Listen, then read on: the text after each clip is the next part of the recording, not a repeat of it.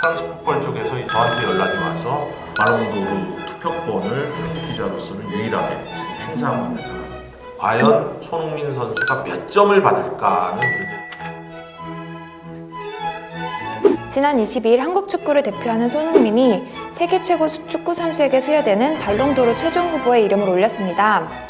이와 관련해 한국에서 유일하게 발롱도르 투표권을 가지고 있는 스포츠서울 유원석 기자의 설명이 있겠습니다. 예, 저는 2014년부터 한국에서는 유일하게 발롱도르 투표권을 행사하고 있는 스포츠서울의 위원석 기자라고 합니다.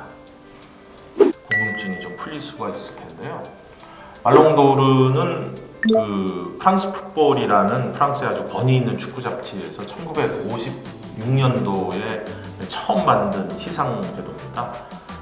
골든볼, 영어로 하면은 황금빛 볼이라는 의미로서 당시 제정됐었을 때는 유럽에서 가장 그 해에 좋은 활약을 펼친 선수에게 수여되는 상이었습니다. 수상 범위, 이 후보들 범위가 이제 유럽 국적의 유럽 축구 선수로 이제 국한돼 있었던 거죠. 그런데 이제 1995년부터 그 후보 대상이 좀 넓혀지게 됩니다. 그래서 당시에는 이제 다른 나라 국적을 갖고 있다 하더라도 유럽 축구 연맹, 우에파라고 하죠. 유럽 축구 연맹에 소속돼 있는 클럽에서 뛰고 있는 선수들도 후보 자격을 갖게 되는 그러한 식으로 이제 범위가 좀 확산이 1차로 됐었었고요. 그리고 2007년부터는 지금과 같은 형식으로 세계 어떤 클럽에서 뛰든지 어떤 국적을 갖고 있든지 상관없이 모든 선수에게 후보가 개방된 형태로 이제 점차로 이 발롱도르의 성격이 이제 확산이 됐던 거고요. 그 투표권자도 이제 프랑스 풋볼 입장에서는 이제 확대할 필요가 있었고, 그래서 제 기억에는 한 2008년도, 7년도 그 무렵이었던 것 같은데요. 프랑스 풋볼 쪽에서 이제 아시아권에서도 권위 있는 매체에 권위 있는 기자가 투표권을 행사했으면 좋겠다라는 취지로 이제 연락이 왔어요. 당시에 이제 스포츠 서울이 그때나 지금이나 축구나 스포츠 쪽에서는 국내를 대표하는 그러한 매체라고 국내 팬뿐만 아니라 대외적으로도 굉장히 이제 공신력이 높았을 때였기 때문에 프랑스 풋볼 쪽에서 이제 저한테 연락이 와서 한국에도 발롱도르 투표권을 한 장을 부여해야 되는데 스포츠 서울 쪽에서 이제 맡아줬으면 좋겠다. 처음에는 이제 당시 스포츠 서울의 김한석 선배라고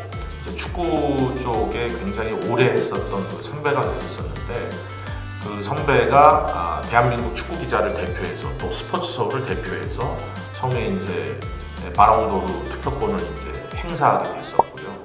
그리고 그 김한석 선배가 이제 스포츠 서울을 퇴사한 이후에는 제가 그 투표권자를 이제 물려받아서, 물론 그냥 물려받았던 건 아니고요. 취재를 어느 정도 했었고 어떤 주요 대회를 현장에서 이제 취재를 했었고 그런 것을 자료를 정리해서 다 프랑스 풋볼 쪽으로 보냈습니다. 그래서 프랑스 풋볼 쪽에 심의를 거쳐가지고 제가 이제 그 다음 그 발롱도르 투표권자로 이제 프랑스 풋볼 쪽에서 이제 인정을 해줘가지고 제가 2009년부터 지금까지는 6년 정도 발롱도르 투표권을 한국 기자로서는 유일하게 지금 행사하고 있는 상황입니다. 후보자 리스트를 정리한 문건하고 이제 발롱도르에 대한 이제 투표가 개시됐다라는 이제 공식 메일을 보내주게 되는데, 그 메일에 따르면 올해는 전 세계 그 195개국의 축구 기자들이 이제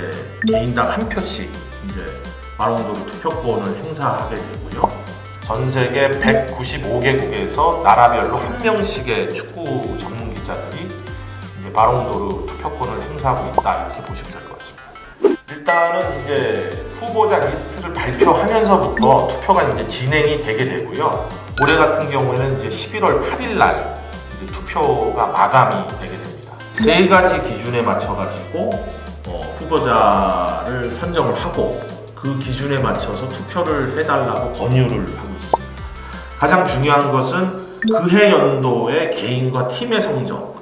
그런데 그 해 연도라는 표현을 보면은 이제 캘린더 이어라는 표현을 쓰고 있어요. 그러니까 2019년 캘린더 이어의 이제 성적이라는 의미가 되는데, 굳이 이런 이런 표현을 쓰는 이유 중에 하나는 아무래도 유럽이 이제 시즌이 2년에 걸쳐서 이렇게 벌어지게 되잖아요. 그 해에 해당되는 성적을 좀 위주로 일단 기준점을 잡고 있는 것 같고요. 그리고 클럽 성적뿐만 아니라 월드컵이 열렸던 해나 또는 뭐 유럽 축구 선수권 대회가 열렸던 해나 코파 아메리카나가 열렸던 해나 이런 해외 같은 경우에는 국가대표 선수로서의 활약 같은 것도 당연히 이제 그 선정 기준에 이제 들어가게 됩니다. 또 하나는 그 선수 자체의 탤런트, 재능과 스포츠맨십을 좀 봐달라 이런 요청이 있고, 마지막으로는 그 선수 전체의 커리어도 한번 살펴봐달라. 이렇게 그 해년도의 성적이 일단 기본적으로 좋아야 되지만은 그 선수가 그동안 축구 선수로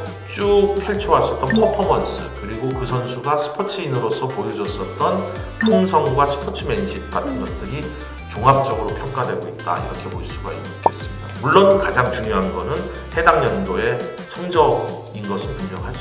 올해부터는 이제 야신 트로피라고 새로운 그 시상 제도가 하나 추가가 됐습니다. 그래서 바롱도르가 아무래도 필드 플레이어 위주로 많이 지금까지 이제 수상자가 결정되다 보니까 이제 골키퍼 종목이 상대적으로 좀 소홀해진 측면이 있었던 것 같고요. 그래서 여러분도 다 알다시피 그 소련의 전설적인 골키퍼 야신의 이름을 딴 야신 트로피를 올해 이제 신설을 해가지고 바롱도르 투표와 야신 트로피 투표를 이제 병행하게 됩니다. 바롱도르 같은 경우에는 이제 투표권자들이 이 후보자 30명의 리스트 가운데서 1위부터 5위까지를 자기가 이제 선정을 해가지고 투표를 하게 되고요.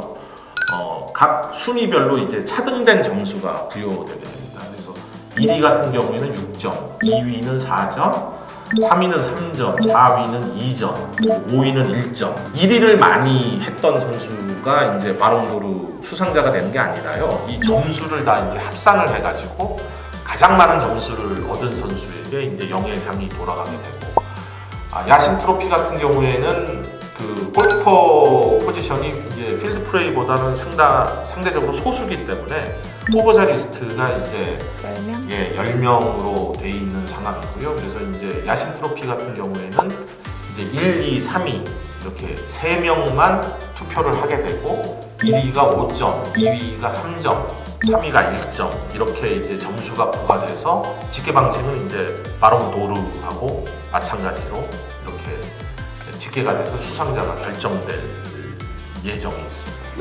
손흥민 선수 같은 경우에 이번에 좀 화제가 된 것이 이제 아시아 선수로서는 유일하게 이제 후보에 포함이 돼 있었고, 그다음에 예전에 설기현 선수나 박지성 선수가 후보에 포함된 적이 있었습니다만은 그 당시에는 후보자 리스트가 이제 50명이었던 시절이고요. 손흥민 선수 같은 경우에는 후보자 리스트가 30명으로 줄어든 가운데서도 이제 후보에 올랐다는 게 굉장히 이제 의미 부여를 할 수 있는 대목인 것 같습니다. 여러분들이 다 알다시피 손흥민 선수가 지난 1년 동안에 사실은 국내뿐만 아니라 유럽에서도 굉장히 큰 평가를 받을 수 있을 만큼 놀라운 퍼포먼스를 펼쳤었기 때문에 뭐 분명히 이제 후보자 리스트에 오를 자격은 충분하다고 저는 개인적으로 생각하고요.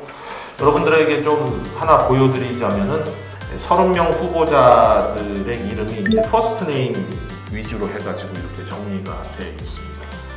그리고 우리의 손흥민 선수를 보면은 24번 그 개괄적인 올해의 성적 퍼포먼스에 대한 자료도 이렇게 같이 이렇게 프랑스 풋볼에서 보내주고 있습니다. 손흥민 선수가 후보자 리스트에 오를 때까지 올해 펼쳤던 퍼포먼스의 내용과 나이, 소속 클럽 등등의 간략한 내용들이 여기 담겨 있게 되고요. 종합적으로 보고 고민을 한 끝에 투표권자들이 이제 바롱도르 1위부터 5위까지의 그 자기만의 리스트를 이제 작성하게 되겠죠. 마음을 지금 정리하고 있는 단계에 있는데요.